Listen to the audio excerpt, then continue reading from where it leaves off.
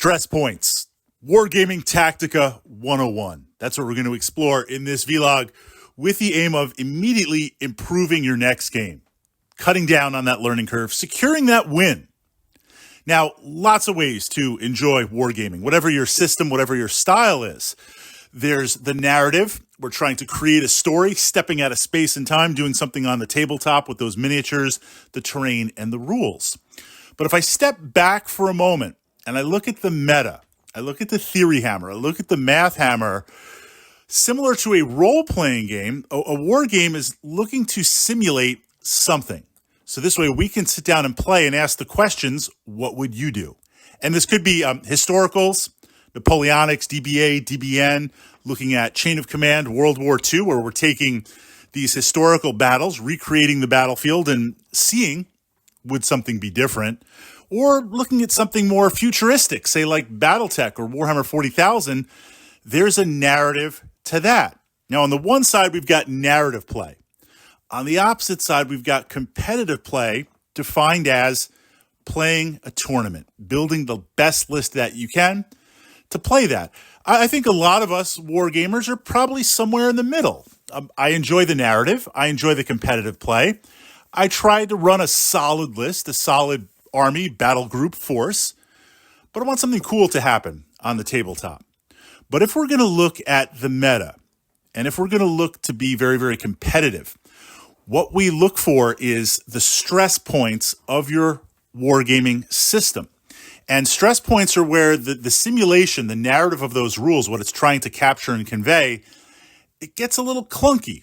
It slows down a little bit. And this isn't a criticism, because you can take a very complex war game.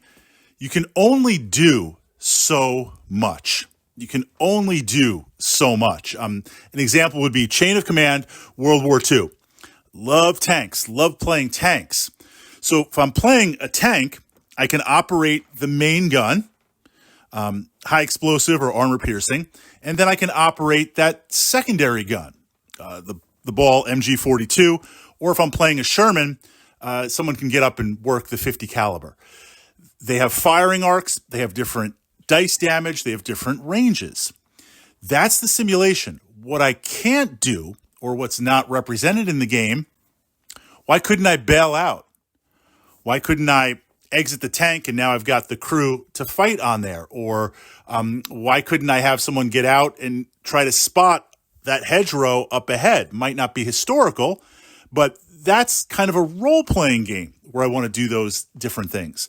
A rule gaming system means my soldier operating that 50 cal, he can't get down or do anything else. Not a criticism. There's only so much you can do with the simulation. So from that perspective of competitive play, you are looking for places where it gets a little clunky. You can exploit it. Now, this is not cheating. This is utilizing rules as written. Two ways. If I'm going to be looking to play very, very competitive, very tournament heavy, I want to know those stress points, because I'm looking to do two things. I'm looking to, of course, exploit that in my list, but I'm also looking to protect myself so my opponents are not able to exploit that. I want that plot armor. If I'm playing a narrative game and there's some areas where those house rules slow down, maybe I want to be able to change them or utilize them or make those house rules by saying, look, let's add something on that you can do this. If I'm getting swarmed by a bunch of infantry on my tank, I could drop some grenades out. So, I get an extra D6 attack dice or something to that effect. We can kind of go back and forth and do that. So there's reasons to know those stress points. Now, in your wargaming system, identifying that, I'm going to talk about stress points in two wargaming systems that I enjoy playing. The first is Battletech, and the second is Pacific Rim. These are not criticisms. This is just looking and honestly looking at that algorithm, looking at that engine driving the game, how we can utilize that. I'm mentioning these two games because one might be familiar, one not so familiar, identifying them in your own meta.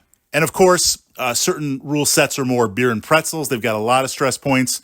Some rules like God tier, rule sets like God tier, there are no no real stress points. The game has been designed from the ground up to be efficient, to be modern, completely new tech. Okay, Battletech.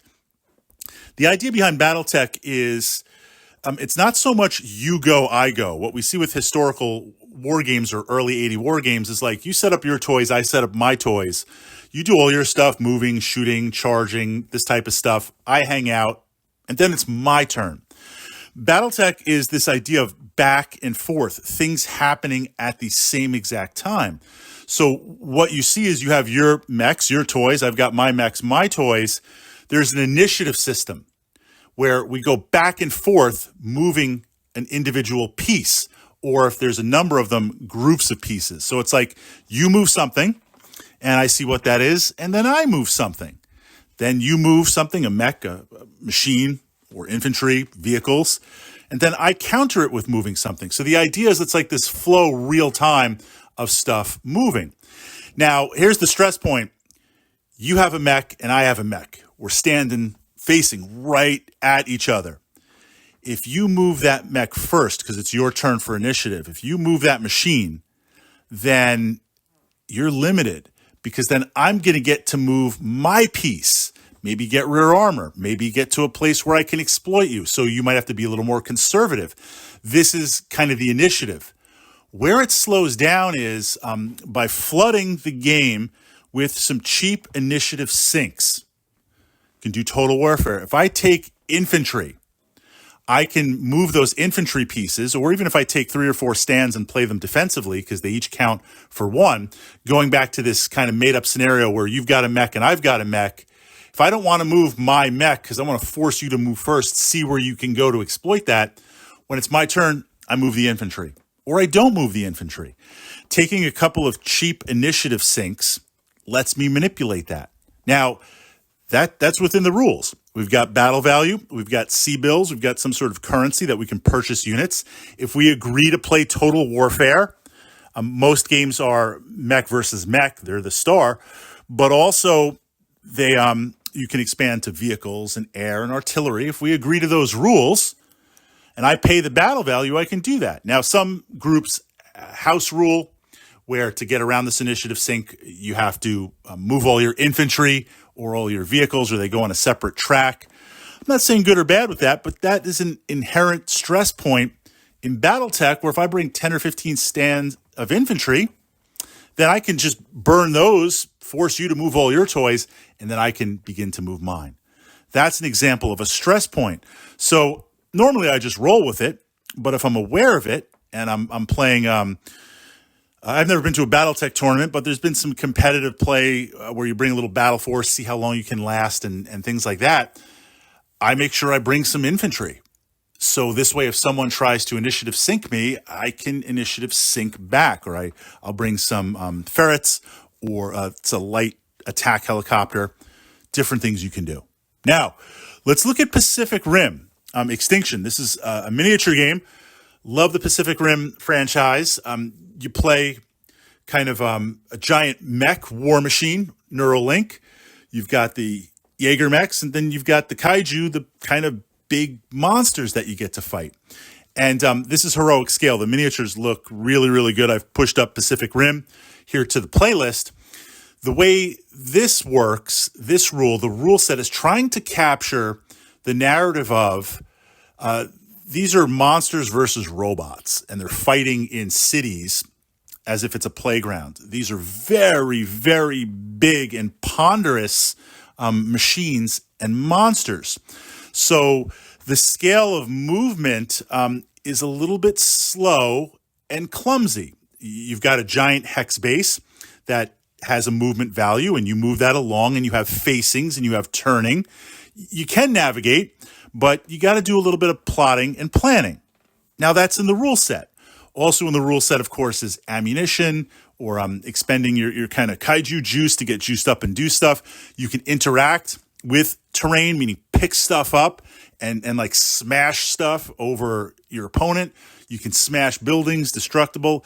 It's a solid rule set, and it really captures that Pacific Rim feel to it. But with the movement being ponderous, it's very easy to get overrun. And the game itself assumes, because it's a narrative-based game, it assumes kind of one-on-one or two-on-two or three-on-three, meaning you select, well, whatever side you're playing, right? You select a kaiju, I select a Jaeger mech. We select one and one and one. So if I go into battle with three, you go into battle with three. And I can control one and my two friends can control the other ones, or we can play multiple partners. But the idea is the game starts out equal to equal. And for the most part, you get to battle it out. There are some missions where it's like just blow each other up.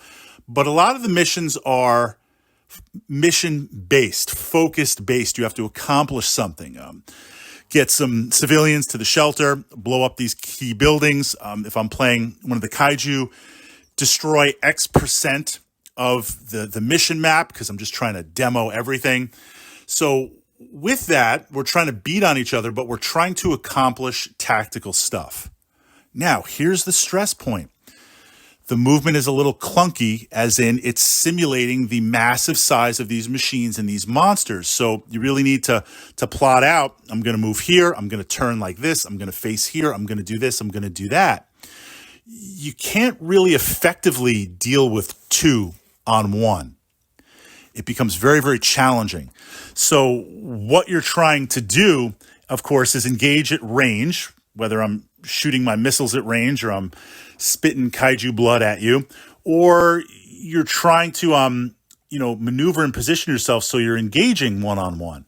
If you can overwhelm that stress point very, very quickly, you just can't deal with it, no matter how much of a tactical genius you are. Now, this is balanced out in that, yes, you can lose your mech, you can lose your monster, but again, there's mission objectives. So if I know that stress point, I'm going to toss the mission objectives, if we're playing competitive play, I'm going to toss the mission objectives out. I'm just going to try and cripple you. I'm going to try and very, very quickly, with a little bit of luck, take you out with the dice. So what this means is, and of course, it's a dice pool-based game, so you roll a bunch of dice, you score a bunch of hits to try to block. The beginning of the game, where I have the most number of shots to overwhelm you, I want to try and alpha strike you early on. I want to try and utilize that, push that out there. And we'll sidebar to the alpha strike in a moment to finish it off. That it also depends on the engine.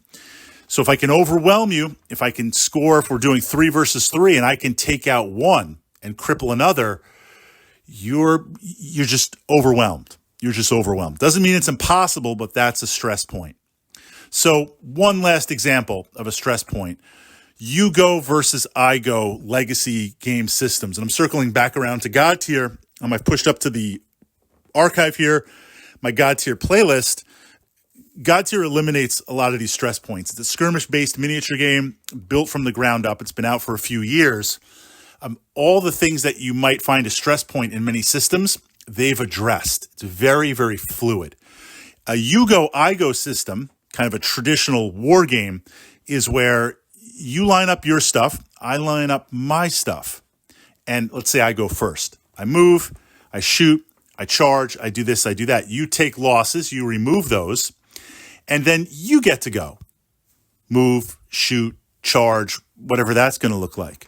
Well, a system like that, a you go, I go system that alternates without interrupts or some things like that, and Warhammer's tried to address this in the past couple of editions. They still got a long way to go.